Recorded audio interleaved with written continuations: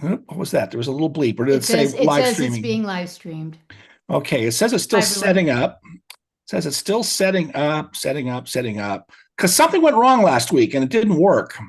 And well, So you finally got it up.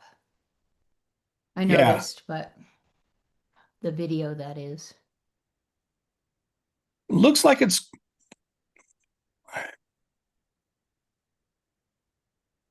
well. I just took the video. I just took the recorded video and posted it later, which takes a long Right. time. But it Mhm. looks like it's okay. Hold on, It's I've told got it. me it Well, was working. yeah, but it's also playing in my ear from my computer, which I don't want. Hi Okay, everyone. While he's fixing that, there we go. Okay, I think we're now going. So, yeah. are we ready? Okay. We are Um, ready. in. Welcome Oh, wait a everyone. minute. No, no, no, I'm going to say three, two, one. Sorry. Oh, Just hang I on. didn't know you Just were actually still editing it. Sorry. it's for the sound. Never mind. I Here we got it. go. Three, two. Welcome everyone to the three whiskey happy hour, which is only like a two whiskey happy hour tonight because we are missing John Yu. He's got way more important things to do than hang out on a podcast with us, I guess. Actually, we do miss him. He should be back next week, maybe without me, because Steve and John are going to be hobnobbing at the FedSoc next week, and I'll be in Hawaii. So they'll do it without me. Maybe they'll find a really exciting guest to join. But anyway, John, we miss you. I just want everyone to know that I am the host. I am the host of the Three Whiskey Happy Hour. But as usual, Steve's in charge.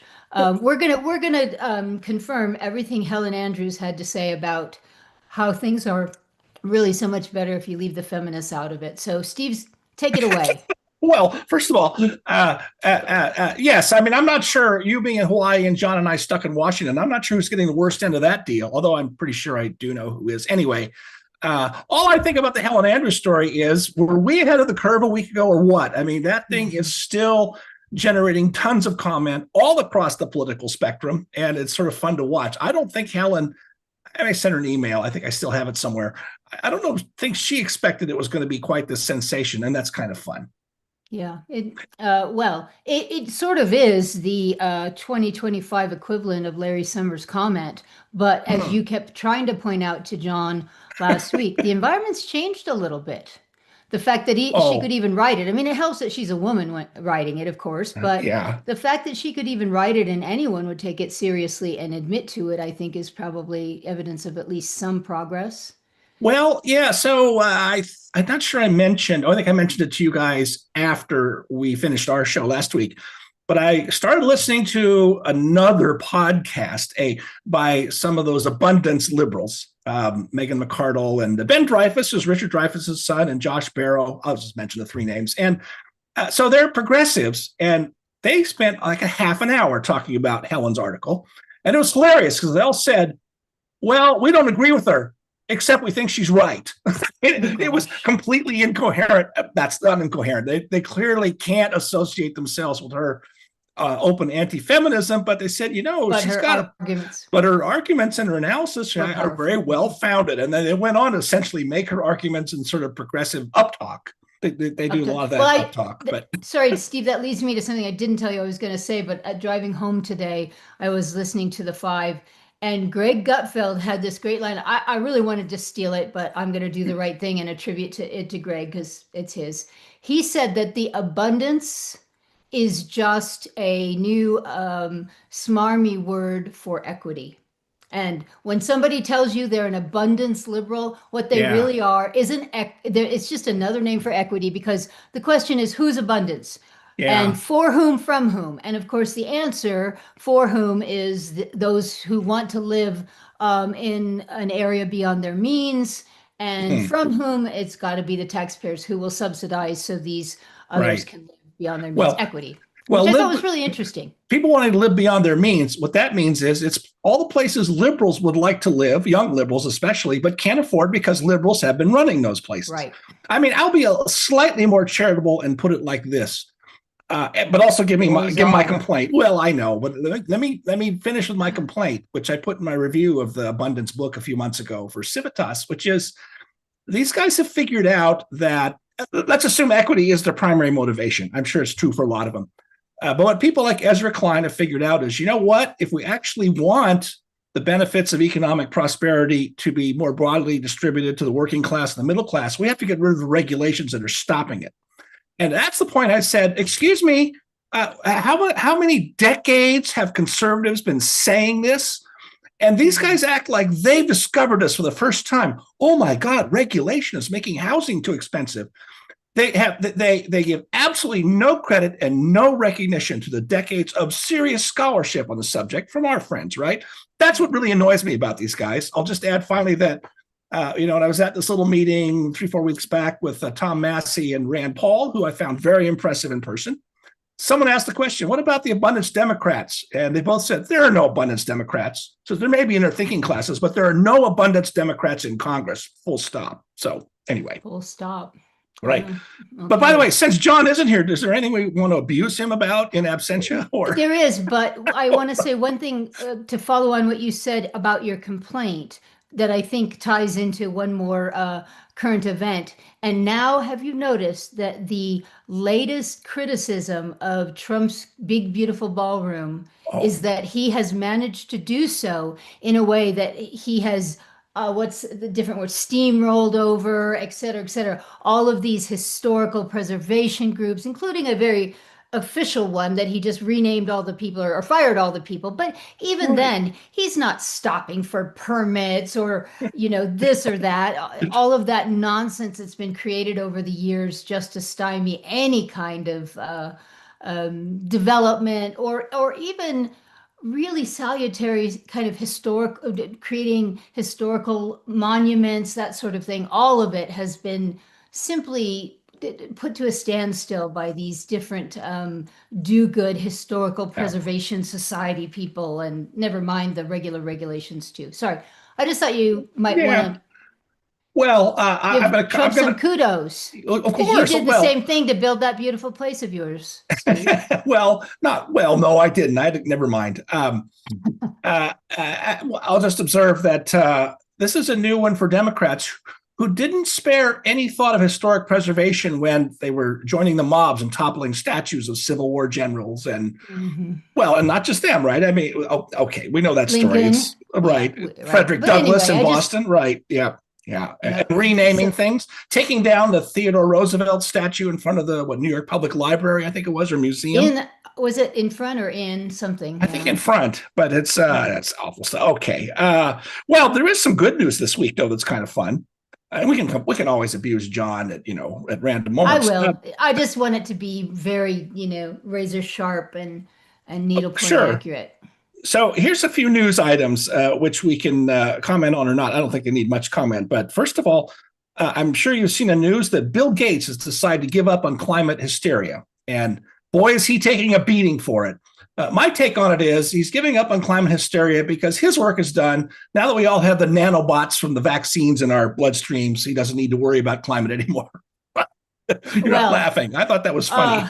Actually, I would say... I wish it was, actually. I wish it was. But I think the opposite is actually the case. And the opposite being that while he has realized that climate change is going nowhere, we had that conversation a few podcasts back that there's not a single poll, not a single public opinion poll that lists climate change is any kind of concern for the vast majority of Americans. And so rather than try to keep beating that one to death, he's going to keep moving on to his ridiculous population control, but not for the sake of, he's just going to do all the awful things he was doing minus climate change. Yeah, but I will say this about, but it's still surprising that he would say it so directly as he has. Look, say what you will about the guy. I say lots of bad things about him, but on some of these matters involving physical science, he's actually over the years been willing to depart from orthodoxy, in particular on energy. Now, the lefties always ignored this, but I used to look at clips and post them occasionally of him saying, no, you know what, you can't power Tokyo on wind and solar power. I didn't go through the numbers of why it would never work and why batteries wouldn't work. And so, in other words, he's always been an energy realist, which is why he's invested some of his own money in small nuclear reactor development. Okay, whether that will work or not, who knows? But the point is he has known better for a while. Now he's finally saying it. So, um, Here's the funny thing. This usually happens to the poor leftists until they give it up altogether, and that is that he is being excoriated by the left, but the right is not embracing him. no, Most of them, the nicest thing I've heard the right say about him is, well, duh, it's about time. right, yeah, Those kinds of comments. So it right. really, I don't know where it's really gotten him, but I guess Well, he doesn't care. if you want a clear sign that the climate change cult or the climate moment is ending, it's not over. It won't ever be quite over for a very long time, but it's ending or coming to an end.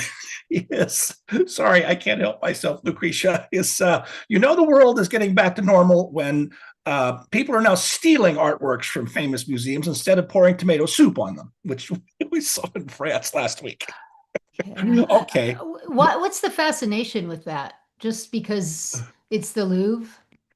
Well, and there are some people who are saying this is a metaphor for Europe giving up on defending its own civilization. I I mean, mean, there was the whole DEI element to it that they hired a right. bunch of incompetent women, Helen Andrews. Um, I just don't know. I mean, I think you don't need to bring this into it to make the point about European decadence and Europe giving up on its civilization. But it does, from the sound of things, seem like they had pretty slapdash security for such a place. well, but my counter with the reaction to it. I mean, it's a major news story constantly all day long by people who really shouldn't care, but they talk about, I mean, all day long they talk about it on Fox and CNN. And I guess my point is that they haven't completely given up on European decadence and culture to the point where they don't care if the crown jewels or whatever they were got stolen. They don't uh, care. They care. uh, It's I bet a lot of people didn't know that there still were crown jewels anywhere in France. You would have thought they would have been buried along with Marie Antoinette in 1789, whatever it was, right? I don't right. know. All Or, right. or traded. Yeah. Right. All right. Well, here's another bit of good news, I think, or interesting news. Rolling Stone is reporting just today that there is no rap song on the top 40 hits right now for the first time in 35 years. Now, Stan Evans used to say among his favorite oxymorons, along with Jumbo Shrimp, Senate Ethics Committee, was rap music. And so there we go. Right after the NFL decides to get some, I think, is this Bad Bunny guy a rapper? I'm not sure. I'm going to tune into Good Bunny on Super Bowl Sunday. I'm not. I'm going to watch Creed with Turning Point. Okay. I'm not. I refuse. Is that it? I actually have not watched the halftime show for I don't know how long, but I don't think I'm going to watch the. I haven't watched a single football game, so it's hard to imagine around the Lucretia household starting Thursday night. Then all through Sunday into Monday night, all all that right, 24/7. But we gave it up, and I haven't gone back. Right. Well, now wait, before you go on, I have to tell you about the cognitive dissonance I had today. Right. So I go to return my shopping cart at Costco, and there's a fairly well-dressed black guy with this massive, I don't know anything about motorcycles, but massive motorcycle contraption. And he walks up to it, and you can see he sort of clicks a key, and it starts blasting this, like, throw you back, blasting music, right? Except that it's James Ingram.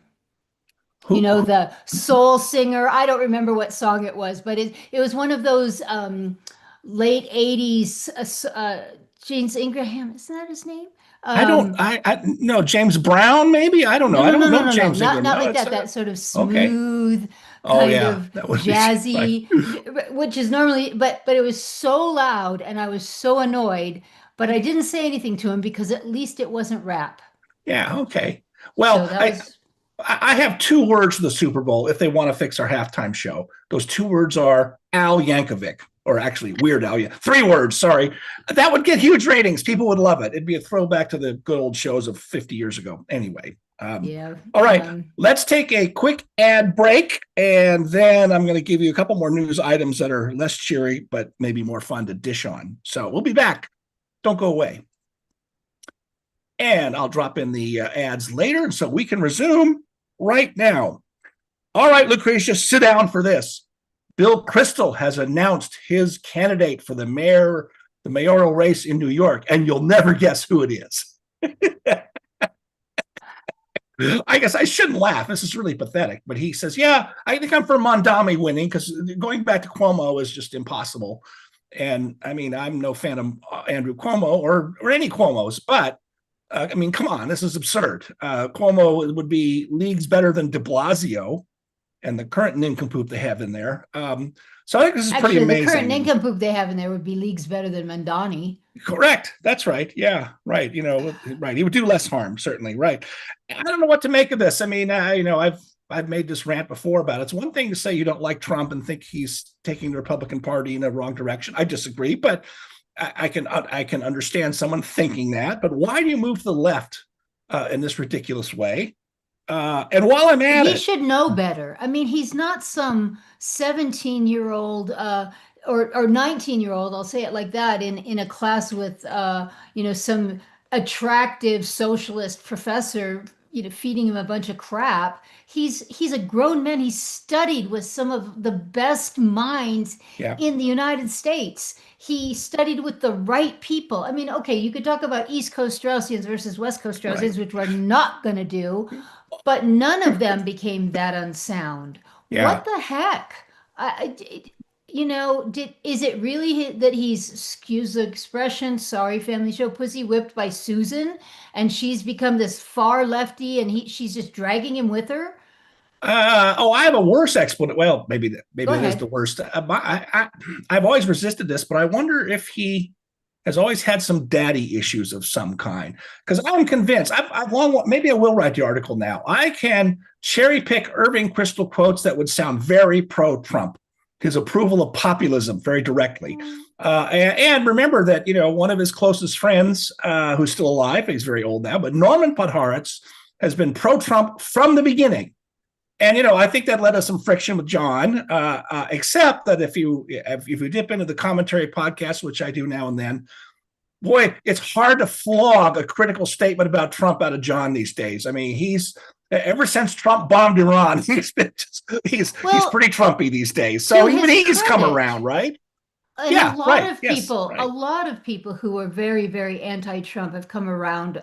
They'll always, they've got to have the disclaimer every single time, but and then they'll go on and praise what Trump has done, as if somehow Trump and the things Trump have done are completely separable. I get that. That's an East Coast Straussian kind of attitude about our politicians should be more statesmanlike than Trump is, but that is no reason to go over to Mandani. I mean, he knows what's going to happen to New York.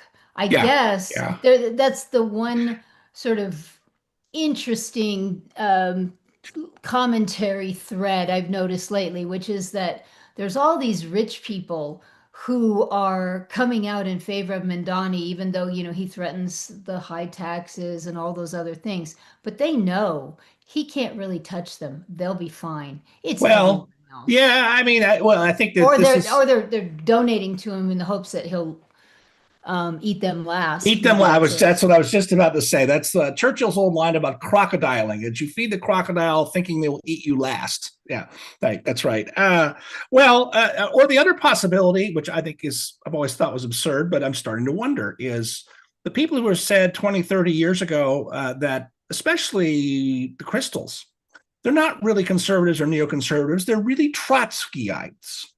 And so George Will has said that he wants Mondami to win to punish people in New York. He says every few decades we need to be reminded of how bad the left can be. Now, I think it's an incorrect argument, but I understand it, right? The worse, the better, right? But that's Leninism of the right. Okay. One last thing. I don't like it. Yeah, I know. Sorry. Yeah, wait, before we go on, can I just mention, me, the New York Post refused to publish my comment because they had, some anti-Mandami thing about his mention of his aunt. I'll come back to that. But they said, of course, Islamophobia is a terrible thing. And of course, patriotic Muslims, they went on and on and on. So my comment was that that sure, there are really horrible aspects of Islam, but that's what Islam is. And any supposed peaceful Muslim who won't denounce it is complicit in their evil because Islam is the greatest source of, well, they wouldn't publish Yeah. that. But my point is this, greatest commentary ever this week. Islamophobia is so scarce. It's the like what you used to say about racism that they have to make it up. Oh, well, do I need to repeat this? We bent over backwards so far that we made pretzels look straight after 9/11, right? You know, George W. Bush going to a mosque, saying it's a religion of peace. And, you know, there was no call for rounding up Muslims and putting them in internment camps like the Democrats did in the 1940s. Let us remember. Okay. Not Muslims, it's Japanese. I think people understand the parallel. One more footnote about the sort of crystal world and at the Dispatch is, you know, Jonathan Last, used to write these great pieces. He's going on and on at Dispatch about how every Democrat in 2028 should say that they are going to tear down the ballroom if they're elected. And this is demented. I mean, is this really the parallel? And then we're going to move on to the Back to Winning, whatever that report is called. Are we really going to go from tear down this wall from Ronald Reagan to tear down this ballroom in 2028 among Democrats? You've been waiting a long time to tell that joke, haven't you, Steve? I've been waiting a couple hours, yeah, at least. But why? But there is something. Well, because it's just, you know, is it real? I mean, we laugh about Trump derangement syndrome, but yeah. It does. I'm guessing that it actually affects people's brains in ways that cause them not to be able to think rationally anymore, right? Yeah. Jonathan Last, I used to read everything he wrote, right. just like Bill Kristol. Right. Yeah. You know, it's so disappointing to me to watch what I used to consider when I was a young conservative trying to figure things out. The Weekly Standard was. I lived in the mountains and I didn't have television. The Weekly Standard was my access to civilization, for God's sake. And anyway, sorry. It's so disappointing. It's so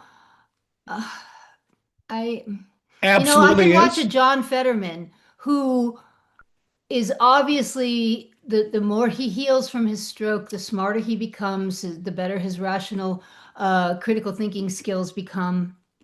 But he doesn't give up on the left entirely. You know, he still is a Democrat. He still understands what it is that is causing the left all of these problems and tries to point them out, but out of a kind of concern for his party, for his political movement. Bill Kristol's just turned into a sleazebag. I don't know how else to say it. Yeah, it's I don't either. That's all right. But that gets us on to... It's been a process with you, Steve. Yeah, I know. Remember what you used to say. Some of my friends are pro-Trump, some of my friends are anti-Trump, and I'm sticking with my friends. The anti-Trump people have made that very hard, Steve. That's right. Absolutely. They certainly have. Yeah. So, but that brings us to something that is... it's making news in sort of the commentariat class, or, you know, the chattering classes, which is a report by a progressive group called, what's it called? Deciding to Win. That's what it's called. And the thing is, this is not an analogy, but this is the history repeating itself. They're trying to do now what I should describe it a little bit. It's a report saying essentially what it says is, look, leading Democratic positions are really unpopular, and why are we leading with those positions? You know, trans this and defund the police and all these other crazy things. And they're saying we ought to dump all that and get back to basics, which is jobs, inflation, the economy, better schools, lower crime, the kind of things the Democratic Leadership Council promoted in the late 80s, early 90s that was embraced by Bill Clinton, right? And that's a lot of the reason why he won. Welfare reform, right? I think the planets are coming to alignment for another groundswell of support for welfare reform. I'll leave aside why for now. When people hear about the fact that 42 million people on food stamps, as we used to call them, right? Yeah, it's ridiculous. One of the findings of the study that jumps out to me is that the Democratic Party brand is so bad that if you just put the D for Democrat next to some idea, public support for it goes down. That used to be the Republican problem back in the 80s and the 90s, in the Gingrich years. You describe some plan in the abstract, oh, that sounds pretty good. They say, it's a Republican plan. Oh, that's not so good. You lose 15 points, right? Now that's happening to Democrats, and that's a really bad sign. And it's getting blowback already from the left, just as the Democratic Leadership Council did. There's one little tidbit, and then I'll stop. One of the things that the Democrat Leadership Council tried to promote back in the late 80s was a plank on their social agenda that would say, or declaration, that the work ethic is a core value of society. And one of the left-leaning members of the Black Caucus, who was Augustus Hawkins from LA, of the famous Humphrey Hawkins full employment bill, he said, oh, no, that we can't have that. That would be seen by welfare recipients as a slap in the face. And so they dropped it, right? And so now a lot of people say, why are we still doing 3-paragraph land acknowledgments at the beginning of the Democratic platform and things like that? Let's drop all that nonsense. So anyway, I'm sitting back, popping my popcorn. I know you caught wind of this, I think, right? You should definitely put that chart up. And it takes me a little bit of a brain power to understand, but what the chart does is it takes the positions of Democrats and takes the positions of voters, and it has a scale whereby, and this is how it goes, how much voters think Democrats currently prioritize each issue minus how much voters think Democrats should prioritize each issue. And at the ones that they think they should and they're not, it's securing the border and lowering the rate of crime and so on. And then the opposite end of the scale is what they're doing that voters don't want them to do, which is protecting the rights of undocumented immigrants, protecting the rights of LGBTQ Americans, raising taxes, promoting diversity in education, and protecting abortion rights. All of those, the Democratic Party is way to the left on promoting those issues when the American people don't want them to, are uninterested, say they're unimportant.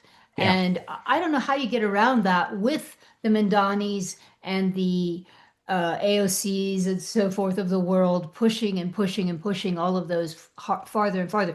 Gavin Newsom, the poor kid who grew up in a poor Black neighborhood. So sad. He made so much of himself, considering his porridgens, as they're calling him now. So who knew that early Steve Martin movie, The Jerk, was really a documentary about Gavin Newsom? About Gavin Newsom. Oh no! His name's in the phone book now. Except I have I've got a piece about Newsom coming out in the New York Post. Your maybe not quite as favorite newspaper as it was before. On I think Saturday or Sunday about Newsom. So I will flag that at the time. Well, so here's a wild thought. This goes back to something you said earlier, but we moved along too fast. It's about one of the reasons. One of the reasons your article caught is that things have changed. There's right now, I'm picking this up, and I'll give you one specific example. A whole lot of supposedly centrist or center-left people at universities are now saying, you know what, we were always against wokeness. Well, they were not. And the latest is that really, I think, mediocre historian Jill Lepore. And she said in an interview here in the last couple of days, oh, yeah, wokeness on campus, it really got way out of hand. It was very destructive. And she was egging those people on. Some people have got the receipts of things she was writing 5 years ago about DEI is great and all the rest of that. And so they're all lying, of course. And so the irony is, and here I'm just going to do a proposition, you know who might save the Democratic Party? Bari Weiss. Now, I mean that somewhat figuratively, not literally. But she might save the media, Steve. Well, see, that's my point. It's a derivative point, which if the major media start coming around and reporting more fairly, it might put pressure. It might bolster some moderate Democrats. See, that's my point. That's why I say Bari Weiss might say the Democratic Party. I mean, the Washington Post editorialized a few days ago, you know what? The ballroom's a perfectly sensible idea. I can't believe people are going crazy about that. And that's an editorial page, right? Well, and CNN and MSNBC have been challenging some of these Democratic senators about their talking points, their lying talking points, shut down. Right. It has been interesting. And I saw an article today, didn't get to read the whole thing, about how Bari Weiss may turn around the I mean, the media will always be biased. The media has been Yeah, biased since the beginning of time, but it hasn't been monolithically biased, yeah, right? yeah. And it's not so much, but what we saw, I think, in the No Kings rally is that what do they call it? The broadcast media, is that the right word for it? Yeah. The CBS, ABC, NBC. I mean, I have a friend who's just a few years older than me who never misses Oh, CBS Evening News, never oh misses, what God. is it, Good Morning America. Well, Uh, I mean, I just look. I think it is significant that last couple of days, Barry Weiss fired the entire what's it called, Culture and Diversity Division. yeah. Kept the head of it, but I think they're going to move that person out. And then their longtime, very left wing anchor of the one of the shows, John Dickerson, is leaving after 18 years, and I think he's leaving before he gets fired. And so, I mean, so we'll see if this. I think it's going to catch on because the other networks are going to feel the pressure to keep up with CBS, I think, and the newspapers are going to also get a Maybe little. those They're getting a women little should have been better, right? nicer to Barry Weiss at New At the York Times. Times. Oh, that's just, I'd love to see what those group chats look like. All right, Yeah. let's take another quick ad break and then we'll come back and move on to a couple of stories that I think are pretty big that are not getting reported or not being thought about. So we'll be back here. Don't go away, listeners, because we'll be right back right now. All right, we are back. Here's a story I think you know about, and another one that I think is actually kind of breaking in the last 24 hours on the right. So the first one is the James Comer's House Oversight Committee, whatever it's called, Government Oversight Committee, has been doing these hearings, depositions with senior Biden White House people. And the report they put out a few days ago has gotten no coverage in the mainstream press.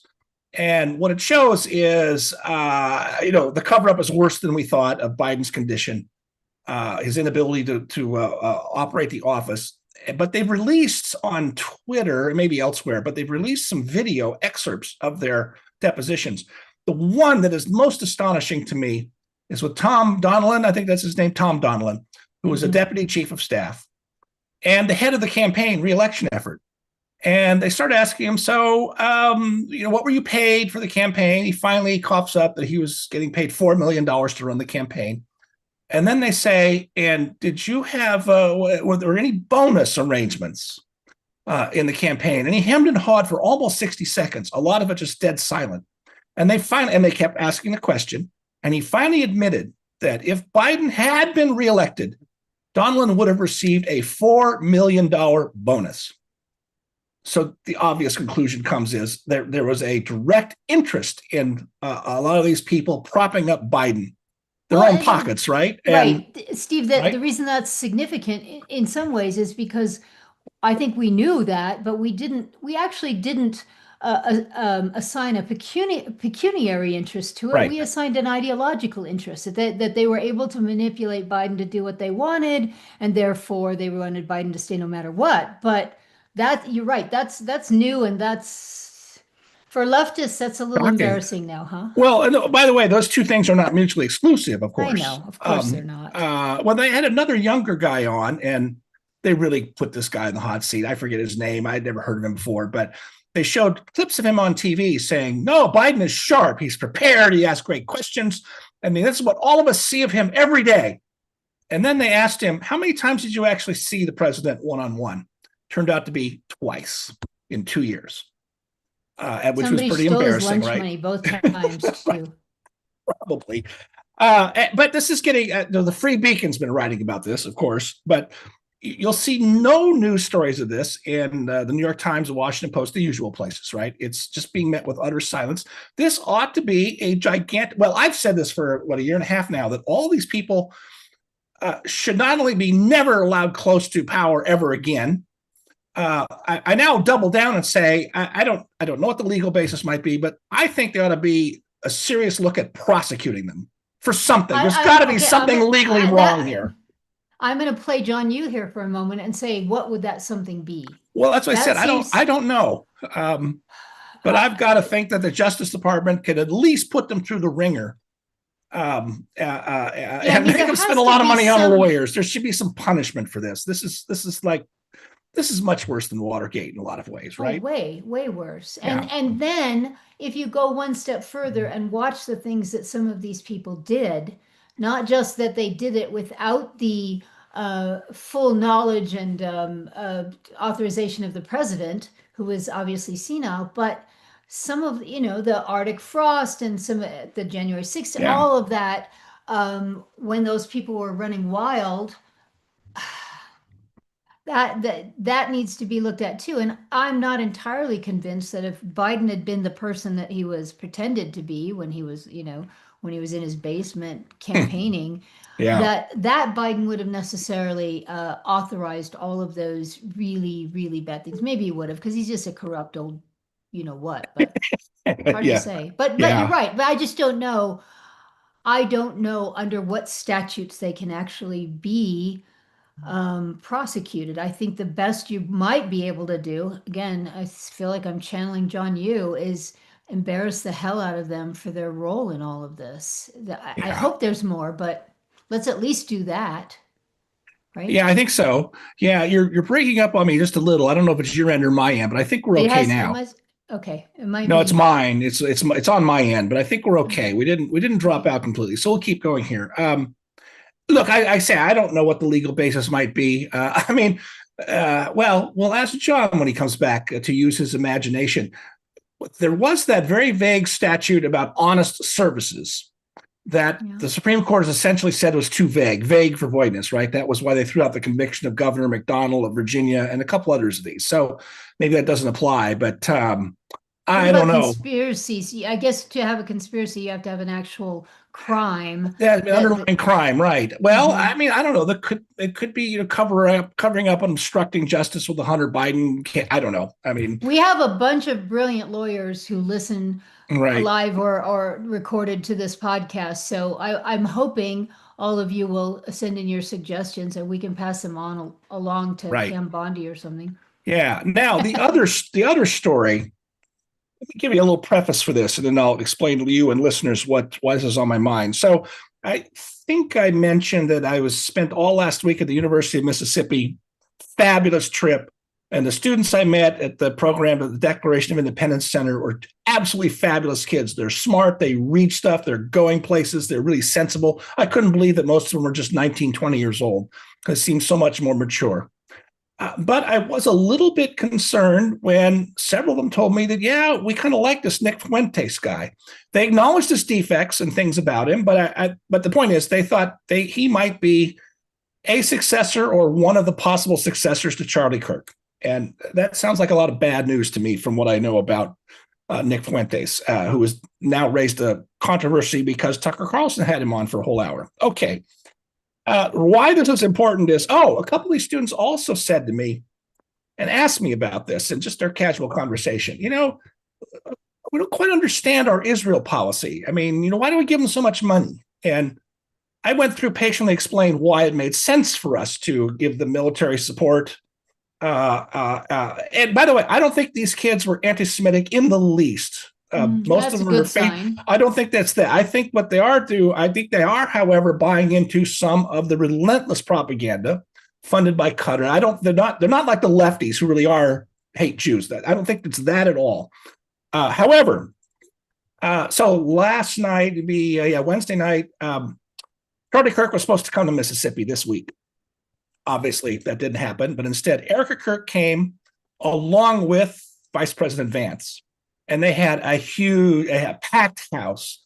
And by the way, pulling this together on short notice when you're having the vice president come in this atmosphere, quite a lot for the university to do. Good for them for pulling it off. And Vance did the Charlie Kirk routine, which was take questions for like an hour. And a lot of them were, hostile. But one of them from a kid in a MAGA hat who I don't think was an imposter. That's just my sense looking and listening to him on the YouTube. He asked the same question. He says, I don't understand our Israel policy. But then he did repeat some lefty talking points. He said they're engaged in ethnic cleansing in Gaza, which is wrong, of course. And then he also added, and they have a religion that disagrees with our religion, which I also think is mistaken, right? Yeah, right. Yeah, Jesus was Muslim, don't you know? Well, right, whatever. I just think that's bad theology. Protestant, Catholic, Zoroastrian, I don't care. That's just bad theology too. And Vance's answer disappointed me. Instead of challenging the premises of the question, he gave an America First answer, which on its own terms was pretty sensible. He said, look, our America First foreign policy operates like this. We support nations that support us and are aligned with our interests. And when they don't, we go our separate ways, and that's fine. And I can understand perhaps that he wasn't prepared for the question, or for a variety of reasons did not want to try and take on the premises of the question.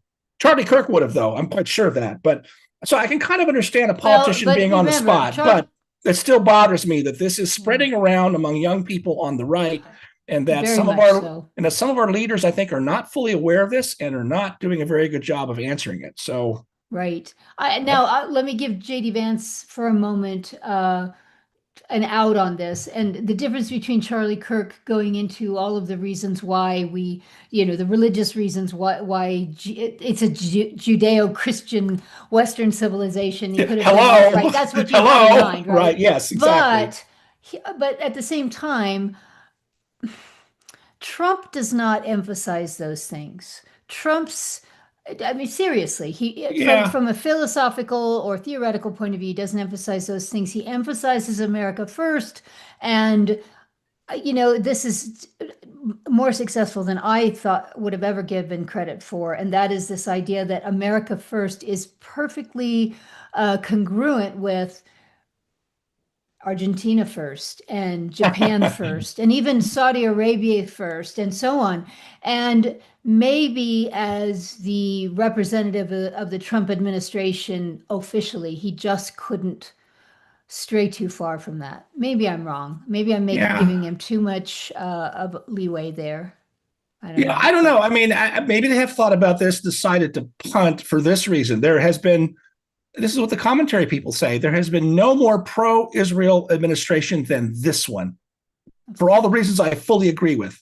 And by the way, this is something the commentary people pointed out last summer that I had to think about. I said, oh, yeah, you're right about that. But, the Republican convention last summer was very, pro-Zionist. I'll put it that way, in the right sense of that term. And I thought, yeah, that's right. It really was. And so this is a very worrying sign. And, we know, in fact, somebody...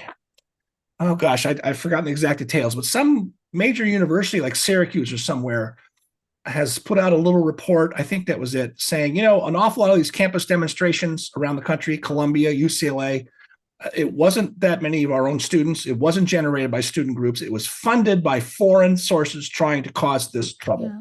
Yeah, and I think they're also working the social media and whatnot to try and... but I will tell you that on the Charlie Kirk assassination...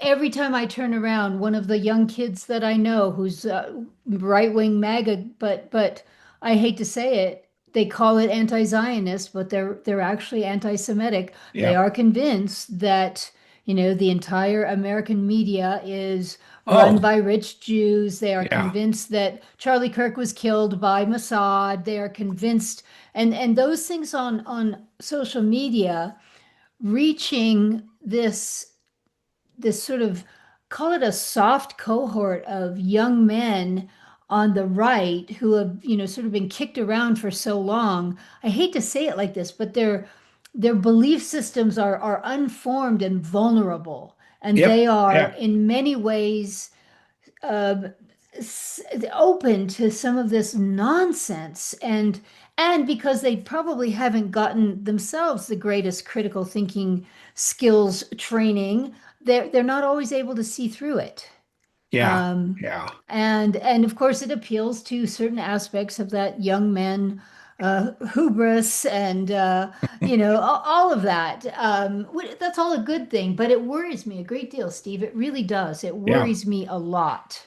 And I agree with you that somehow we need to address it. We do need to police our own. It doesn't mean that we stop debate about things, but we have to engage with those, especially young men. I mean, leave Candace Owens aside. God, what happened to that woman? Yeah. But that's sort of the extreme example of that whole movement on the right. And it bothers me almost as much as Bill Kristol that Tucker is embracing it a little bit too closely. I'll put it that way. Well, yeah, I mean, I don't. I mean, the only time I see Tucker now is by accident if I'm, Yeah, me too. scrolling through social media, which I do to waste time now and then. But apparently, by all accounts, he had Ted Cruz on recently, and they got into a big shouting match about this. And About Tucker's, Israel? yeah, well, I think about Israel but yeah, I mean, Tucker came back to it in his conversation with Nick Fuentes and attacked Cruz for being one of these Christian Zionists, and uh, so I mean, Tucker really can't conceal what direction he's headed into, and I think Yeah. any longer. But it's Too just a bad. shame. I know. Yeah, Yeah, it certainly too is. bad. All right, let's Yeah. take our last break, and then we're going to revisit an old fun topic on the mind of some of our newer listeners. So don't go away. And we're back.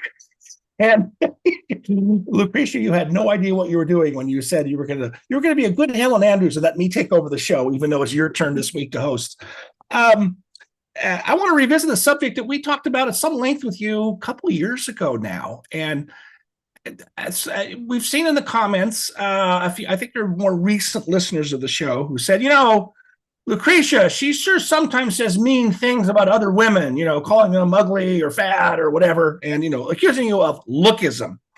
And you gave a really eloquent defense of lookism, or what you meant, and never mind, lookism. I'm not trying to actually validate that term, but the point is you gave a very eloquent explanation, not defense. I'll put it that way. That's better. Sorry. Start over.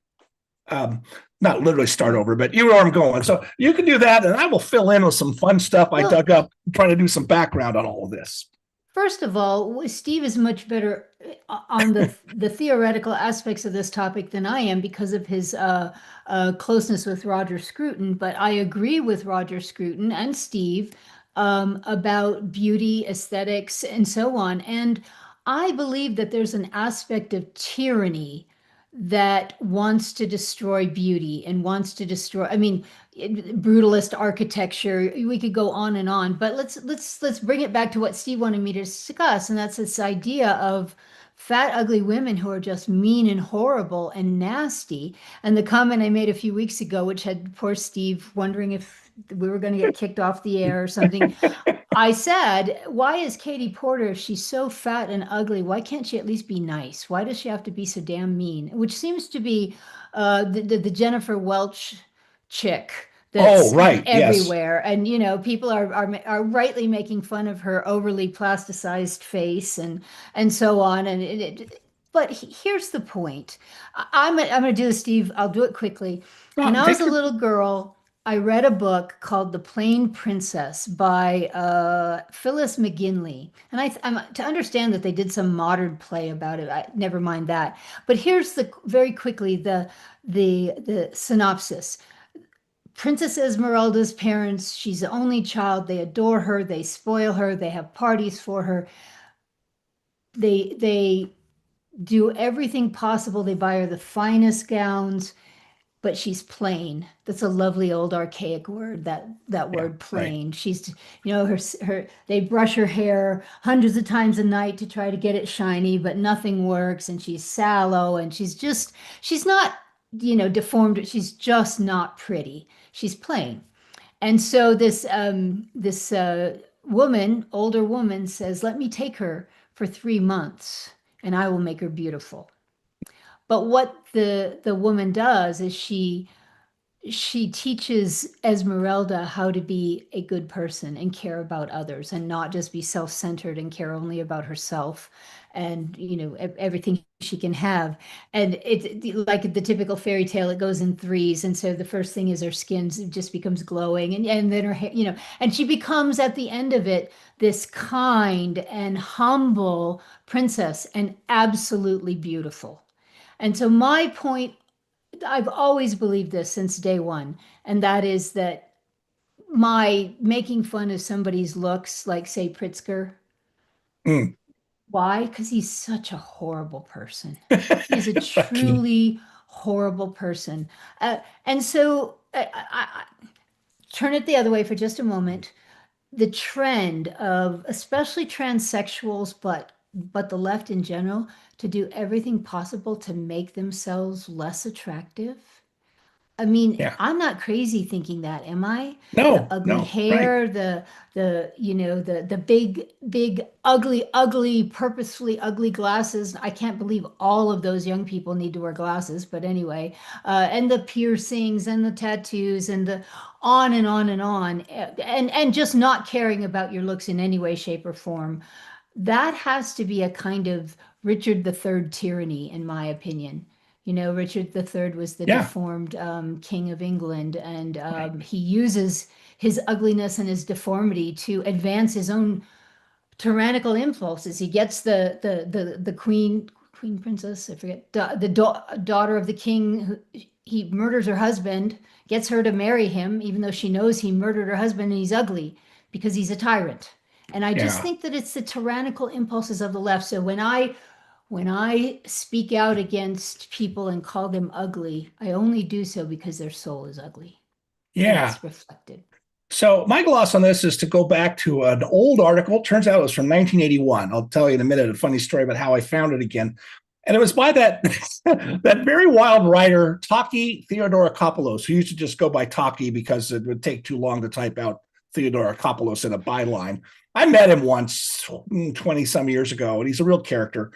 But he wrote an article in the American Spectator in 1981 about why Americans are the ugliest women on the planet. Not all Americans, but he had in mind, I'll give you a couple of names, but his argument parallels yours.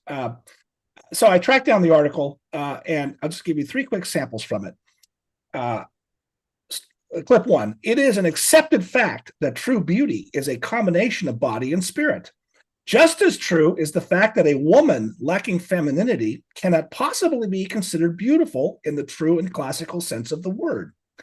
And then the second quote reminds me what Rush Limbaugh used to say. Remember, he used to say that feminism was invented by, I think he said, ugly women who couldn't get a date or something like that. It was, pretty crude and direct and riled up a lot of people. But here's Taki. It says, a few ugly women who could not get men to like them decided to change something that is as unchangeable as, well, for lack of a better example, man and woman. Mull this over for a while, and I believe you will agree that despite outward appearances, a woman can be truly ugly. Take Jane Fonda and Shirley MacLaine. That harshness, those granite stares, the shrillness of their rhetoric, it makes one want to shriek at their ugliness. I think that's parallel to your point, isn't it? Yes, it is. Right. There's this. And you had the Jane Fonda workout tape in the 80s, didn't you? Yeah, no? I did. Yeah, did. Okay, right. I'm sorry, but somebody gave it to me. But anyway, yeah, right. There was a comedy, sitcom called gosh, I'm going to forget the name of it. It was two lawyers, and they were always in these escapades, and it was funny. The one of the lawyers was the guy from Saved by the Bell. The other was the one from the stupid movie, Clueless. Anyway, doesn't matter. There's an episode where it's not exactly a modeling agency, but something like that, and there's a guy who is handsome, and he's surrounded by all of these gorgeous, beautiful women, and his daughter, who's beautiful, is also part of the corporation. And there's this kind of chubby, kind of dumpy woman who was his aide, his chief of staff, something like that. The daughter's jealous of her and fires her. Well, the daughter fires her and says she's incompetent, and she goes to these two lawyers, and they're masculine pigs, of course. They've always got women running around half naked around them, and anyway, she insists that the daughter did this because she's jealous of her looks. She's dumpy and all these other things. I know I got to make this quick, Steve. I'm sorry. No, you're fine. But here's the point. She believes she's beautiful, and she's kind, and she's funny, and she helps everybody, and she's always laughing. And first of all, the two lawyers tend to fall in love with her. And you realize that it really doesn't have anything to do with the fact that she's dumpy and a little bit overweight and not terribly beautiful and doesn't dress well. She's just the nicest, kindest person.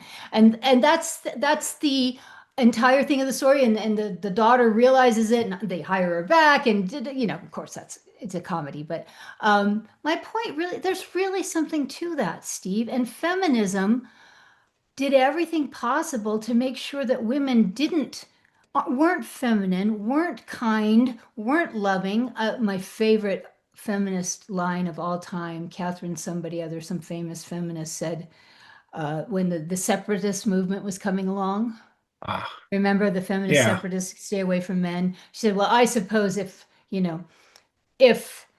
I have to in an official setting, I will sit in the same room with a man, but I wouldn't touch a man with a 10-foot pole. I'll just let I the know, listeners right? figure that one out. Okay, Right. I I'm know, done. right. Well, I just have a quick footnote to this story. I couldn't remember. I knew the article, the old talkie article was rattling in my head. And so I used Google to try and find it. And I stumbled across by accident an article from the Harvard Crimson, the Harvard student paper Mhm. from 1981. And it With was this, John? right, well, before John's time, but Ah. the article was a student columnist with a long attack on the American Spectator. Can you believe how outrageous this right-wing magazine is? And they gives examples of, they make fun of Andrew Young, the great black UN ambassador under Carter, and this and all the rest. And then it has this crazy article by this talkie guy on ugly women and feminism. And, so, but then I looked at who the author was. I scroll up to the top, and it's Bill McKibben. And I don't know if you are familiar with that name as I am, but he's one of the chief climate hysterics of our time. So it's perfect, right? Absolutely perfect that it would have been Bill McKibben, the article, the stupid article, who now is one of those great climate change fanatics that I love watching melt down into a puddle of goo. Before All be, right. I love it, Steve. Before we go to the Babylon Bee, I do want to mention to you because you sent me a nice note about it. I sent Steve a little Substack the other day, which a little piece to put on our political Yeah. question Substack. Even I have been amazed by Yeah. the response to it, and Yeah. all it See? really was the next stage feminism, which is Helen Andrews' next stage feminism taking over the university. The University of Irvine is hiring a pedagogic pedagogic well-being specialist because faculty at universities are suffering from compassion fatigue. Now, you have to go read the article. It's on Political Questions Substack, easy to find. Steve doesn't even need a link to it. But what I found was that, how do I say this? People who actually got an education earlier in life, like you and me, are just appalled by the idea of what's actually happening in the universities today. And it is all, in fact, this over the top feminism, really. Yeah. It's all about safe, nurturing, learning communities. And when you have that, you have the number of A's and B's go way up and the number of D's and F's go way down because students have a sense of belonging and and of course, we all know what that's all about, that you can't give a D and an F anymore. You simply Right. cannot. And so anyway, I thought it was a nice follow on to the Helen Andrews thing. And I was surprised at, I was surprised at the uh, enthusiasm our little Yeah. political things generated on that one. Yeah. I was, see, you've got to write more often in between, all your other battles. I have to tell you, when I saw the article, I was so incensed by it. I just, so, I figured that's what happened. yeah. It was before or after you'd had a shot of whiskey. It was Don't ask that before question. in the morning. I read the Chronicle of Higher Education in the morning. So, Well, a related story that I won't go into, but Harvard put out a report saying, we've really made a mistake with grade inflation. We got to get back to doing harsher grades. And the same Harvard, aforementioned Harvard Crimson, has a story about all the students who were upset. This one girl saying, I skipped class all day Monday and cried because, I work hard for my A's, right? Because they give, 3/4 of the grades are A's. Our pal, 60% of right, undergraduate grades, right, actually, the dean right. of whatever Yeah, are said A's, right. 60%. But I think if you Yes. go to A minus, it gets up to like 80%. But in any case, our rascally friend Richard Samuelson says, we now have the right title for the biography of Harvey Mansfield, The Old Man and the C minus. Yes, that's great. Those who knew Harvey knew his nickname was Harvey C minus Mansfield, Right, right? yeah, right, Yeah, yeah. it's bad, and I suppose the argument is if you're going to pay all that money to go to Harvard, I guess you should just get A's, right? Well, look, this has been known for a while now. The hardest thing about Harvard is getting admitted, and once you're there, Yeah. it's okay. But they're starting to. Okay, enough of Okay. that for today. We'll Enough. do lots more of that. Give us a couple of B's, and then we're going to Just a get out for the couple, day. because we're Yeah, running out. Cuomo kind of starting to regret killing off those all those old voters during the pandemic. right. Yes. Yeah. Yeah, sorry. The some of them just aren't funny these Ah. days. Okay. Trump asks Elon if he can come up with a way to supply 1.21 gigapods of power to a DeLorean. Yeah, that one's good too. Americans' obesity crisis solved as EBT benefits run out. Oh, yes. We'll save that one for another day too.